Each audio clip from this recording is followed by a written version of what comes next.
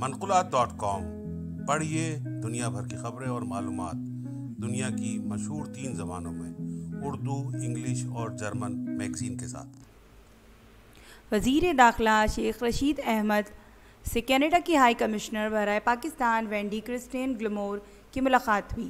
ملاقات میں پاک کینیڈا دو طرفہ تعلقات سمیت افغانستان اور خطے کی مجموعی صورتحال پر تفصیلی تبادلہ خیال کیا گیا۔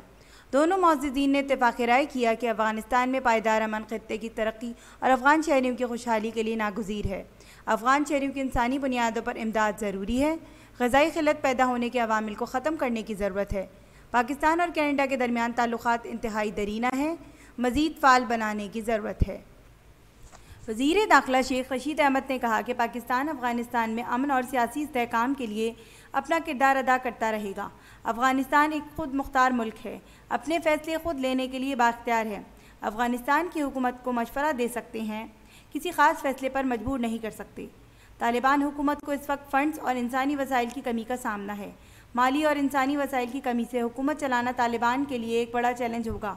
بین الاقوامی برادری طالبان کو وقت اور وسائل دے۔ امید ہے طالبان اپنے وعدوں پر مکمل عمل درآمد کریں گے۔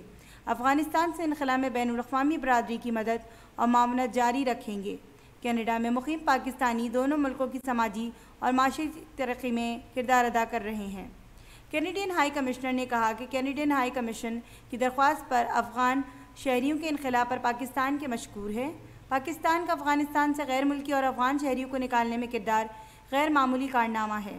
موجودہ حالات میں افغان شہریوں کے لیے انسانی بنیادوں پر امداد کی ہے۔ پاکستان کی طرف سے 30 لاکھ افغان مہاجرین کی دیکھ بھال قابل رشک ہے۔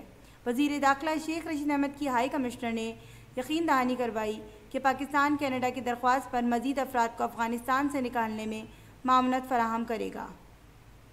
ہمارے پروگرام سوشل میڈیا پہ منقولات کے نام سے آپ دیکھ سکتے ہیں۔ یوٹیوب پہ منقولات کے پروگرام کو لائک کیجئے اور باوقت برخبر رہنے کے لیے ہمارے چینلز کو سبسکرائب کیجئے اور بیل آئیکن کا بٹن دبانا مت بھولیے۔